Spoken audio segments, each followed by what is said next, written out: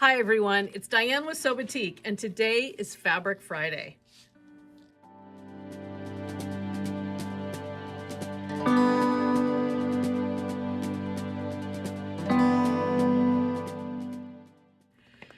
Our topic today is the Montrose top, and it's a pattern by Cashmerette.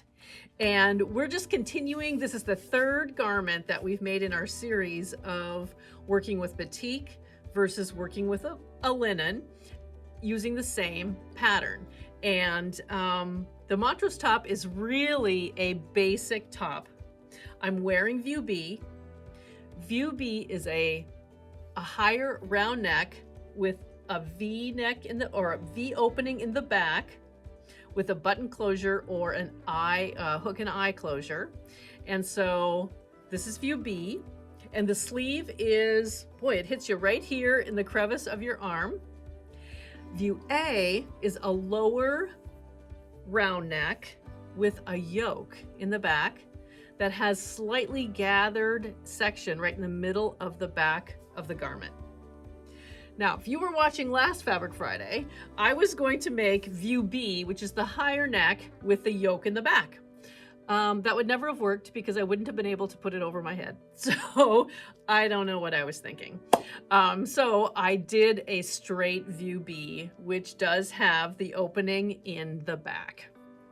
So let's look at this one more time. Here is the pattern jacket, and the sizing of this garment is your option. It is either a 0 to 16 or a 12 to 32. So you can select the pattern version that fits your body style the best.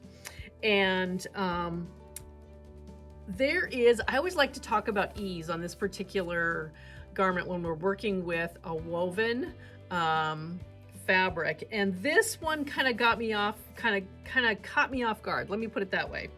For example, I'm making size 12, and I tried to do like a 12 to a 16 to just kind of make sure I had enough of my pattern printed in case I needed to grade it. I did not need to grade it, by the way. So I started with the bust of a 40 or a 39-40, and then the finished garment for that is only 2 inches of ease at your bust level. It grades itself down to 5 inches of ease at the hip. And so I'm gonna stand up so that you can kind of see what I did. But what I ended up doing is I started with a 12. I cut out my pattern as a 12 at the top because I kind of have narrower shoulders. And then I graded it to be a wider at the hips because I like things to be really, really loose. And that was to a 14. That was way too much. And so I ended up making a straight 12 for both the linen and my rayon version, which I'm wearing. So I'm gonna stand up so that you can kind of see the fit of this garment. It has a very tight, I would call it kind of tight. This is the standard sleeve. You have the option of a wider bicep sleeve or the regular. This is the regular. And it's just a simple dart with just a simple top. It's really, really perfect. And everyone should have a pattern like this that fits you well in your pattern collection that you can make over and over and over again. So I would say that for this particular pattern, you're going to have a couple inches of ease at the bust, and then it doesn't really truly matter what the waist seems to be because it's got such a beautiful grade to the hip. And let me share that with you a little bit. I printed off a downloadable version of the pattern pieces so that it would show you a little bit more about this particular grade and shape of this garment. There are a lot of traditional tee patterns, and I call them t-shirt patterns because they're just a simple pattern, that are either straight or they're A-lined or they're a curve, okay? This is intended to be a curve. and watch that, because that really needs to match your body. And I think that's why it's really important for you to have your measurements at the 2 bust measurements, your waist and your hip, to make sure that you feel comfortable with how it lays on you. I had to make mine a little bit straighter, which is not really what I typically do, but I had to do that. So let me show you. I mean, the sleeve itself is just a simple sleeve with its markings, and you can make it shorter as well, to make a shorter sleeve that will end up, you know, right up here. So let's cut this in half, and you'll have like a traditional summer top with a shorter sleeve. I printed these on blue paper. This is the front. Okay, now hopefully I can show you this appropriately here. But the front has 2 options for your neckline. So you just print the pattern once if you did a PDF download. Otherwise, just use your pattern pieces that come in the pattern, your dart measurement, and then do you see the grade of the side there? How it will transition out? It assumes, or the measurements on this particular garment are that you have a very straight line from your bust down and then a curve. So just know that when you're working with these measurements, okay? And then the back is very similar. Is a straight piece. Now this is for view B, okay? So you probably can see the curve a little bit more here, but you go straight down and then a curve, okay? So it's a very simple pattern to work with. And then there's 2 other pieces, and they are for the facing of the garment. And you can buy store-bought a matching color for your facing, like the bias binding here, or make your own. I always make my own out of the fabric that I have. And so you're given the strip for your bias binding, and I simply use my ruler and know that this is supposed to be 1.5 inches by 29 inches. And there is leftover depending on how you put it on the back of your garment, okay? And then there is the short little facing. Again, it has to be on the bias for the keyhole opening in the back of view B only, okay? And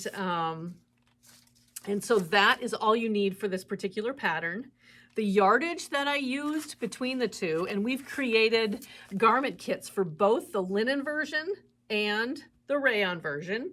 And if I am thinking correctly, I started with 2.5 yards of the rayon, which is what I'm wearing now, which has it's just got an amazing drape, and it's just a beautiful, beautiful fabric to work with. And that was for a size 12 all the way to a 20.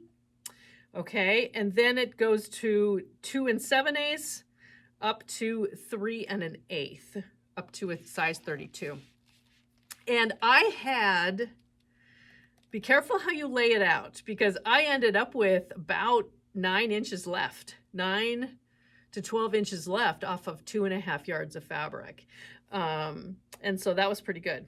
The linen, I started with 1 5/8 yards. Now this is written for 60-inch wide as well as 45.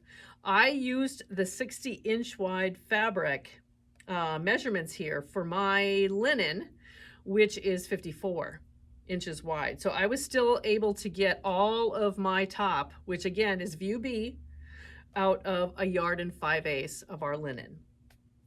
And there was not very much left over, I would say, of the linen. Right, there wasn't very much left over of the linen. So, but again, you'll find the garment kits for both versions on our website. It will come with interfacing. And I'll tell you, the interfacing, I did get a question from a customer the other day about interfacing. And should it really be the same interfacing that I use on the rayon as the linen? And my answer is yes, I use the same. You don't have to. You can use a more structured interfacing on your linen, but for the rayon, I really recommend, and this is what we include in our kits, is the Envy Silk. And this is the Envy Silk, and this is the white version, or the white that comes in white and black. And it is just, it's like a silky soft, and one side is fusible. The black, there's really no difference, it's just black. And what you can see my arm through there, that's how, you know, it's just so delicate, but it adds just the right amount of stiffness to the facing. For this particular view B, I just needed it myself for the back facing that I added to this particular garment, which we're going to talk about in a minute. But this is really the interfacing. I just love this, and this is what we include in most of our garment kits. Okay, now on to the topic of the facing. There was one, and again, I'm only talking about view B because I did not make view A. I didn't make the round neck with the yoke, but I can't imagine there would be anything strange about that at all. But I will tell you, I attempted to follow the instructions for how to add the bias facing here to the V in the back of the garment. And I had an awful time. I don't know what I was doing wrong. So if you have great ideas, or if you've made this garment and didn't find it to be an issue and everything was great, write a comment below or send me an email or chat with us on our website in the chat function. I would really love to know how you did it, because I couldn't get the facing to lay flat. Nothing against anything in this particular pattern. I just, for some reason, couldn't get it to work. So the instructions are to, on the back of your garment, there is a line which makes the V. And we stitch a 1/4 inch away from the V, a couple stitches across, and then up the other side of the V. Open that up with your scissor and then clip into each one of the corners at the bottom of that V. Then we take our facing, fold it in half, and I'm going to fold this in half so you can see what I'm doing. But you fold it in half and press it so that the wrong sides are inside. You're creating a finished edge of your facing. And then we stitch this onto that cut open V, turn it at the bottom, and then go back up the other side. I don't know what I was doing, but I couldn't get this V to work correctly and to lay flat. It wasn't bad. I just couldn't get it to lay flat when I turned this to the inside of the garment, pressed it, and then top stitched it. So I ended up taking it out a couple of times, and I felt like I was doing too much damage to the linen, so I stopped doing it. And I finished it as if it were a simple placard instead. But I wanted it to be complete, flat, and, you know, just finished nicely. And that's what I ended up doing. So what I'm going to do here is share with you how I finished this facing in the back with a little tutorial right now.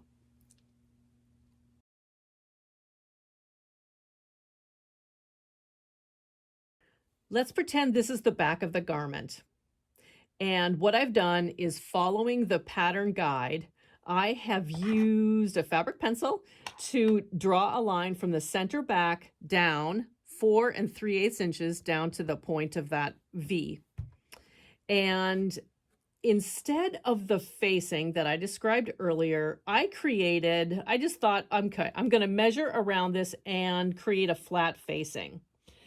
And so what I did here in the office is I just grabbed a different fabric so that we could tell the difference between these two. And this measures 3 inches by, it's a little too long, by, I think it's almost 7 inches. And we only need it to be 3 inches by about 5.5 inches. So if you do this technique later on, cut a piece of fabric out of your rayon that is 3 inches by 5.5 inches. Okay. And then I went ahead and added interfacing to it. So I had a black NV silk interfacing that I just fused to the back. And then I took it over to my serger to finish the edges so that it's all finished. Now you could also fold under to the wrong side 1/4 inch and then 1/4 inch and stitched around. If you don't have a serger, don't worry about that. Just finish your outside edge as you would like to finish it. So I serged mine, and then I took my ruler and my fabric pencil and marked the 4 3/8 inches down the center of this facing, or it's going to be my facing here, and on the wrong side. Now, what I want to do next is I'm going to match this facing to the line here. I'm going to grab some pins, and we're going to stitch 1/4 inch down the side, getting gradually closer to this point, turn our needle, turn our fabric, and stitch at an angle going almost to 1/4 inch back up to the top. That's what we're going to do. And we'll figure this out next. But basically, I just want this facing to cover. There we go. I'm just going to pin this in place. Now, this is just a mock-up, so I'm not trying to be super perfect. But in essence, this is how I did it. So I'm going to match that line going right down the center of the back, which is right there. Okay, that will keep me in place. So now I'm going to stitch. And like I just said, I'm going to take this over to here to my sewing machine, and I'm going to stitch 1/4 inch, gradually getting closer to the point, turning this and going back up to this side.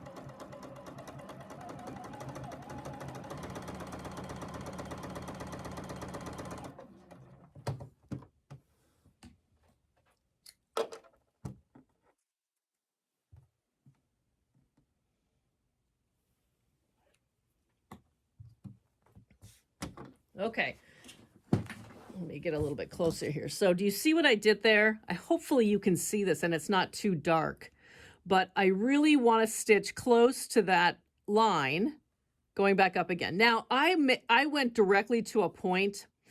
You definitely don't have to do that. You can go as close as you would like to go to this line and then stitch maybe 3 stitches across the bottom, making a very tiny line going across, and then go back up. It's your preference. I just went to a point. Now what we want to do is open this up. So I'm going to use my scissor here, and I'm just going to cut through the center. This is just a traditional facing that you can have on the front of your shirt or the back. It doesn't matter. It's just going to give you that opening. Now get as close as you can to the stitching without going through it. Now this is where it probably is it's better to have a little bit of stitches going across so that you can have a point to clip into, like it shows in the diagram of the pattern. It'll make a nice, probably a nicer finish to it. Okay, now we want to turn this so that the facing is on the wrong side. So we're going to flip this around.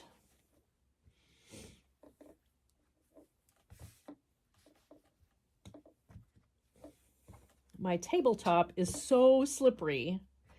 Okay, and I have an iron here, so I am going to press this. But do you see how this is going to lay almost perfectly flat? So let me take 1 minute and I'm going to press this, and then we're going to top stitch all the way around to finish this off. Okay, I'm back. So I just pressed this so that the facing is now on the wrong side of our back of the garment. And it just looks so flat. Now, like I said earlier, this probably could be a lot shorter. So here is the right side of the back of the garment, and it is completely flat, and we've got our V. And so now the next step is to top stitch about 1/8 of an inch or 1/4 of an inch, or however close you would like to be to the edge of that facing to secure your facing. And if you want to be really creative, you can go all the way out to the edge of your facing, but I'm just going to stitch right along the edge all the way around, and you can make a nice little curve, which is what it looks like in the pattern. Or you can go straight across. I don't know how this is going to look when I get it done.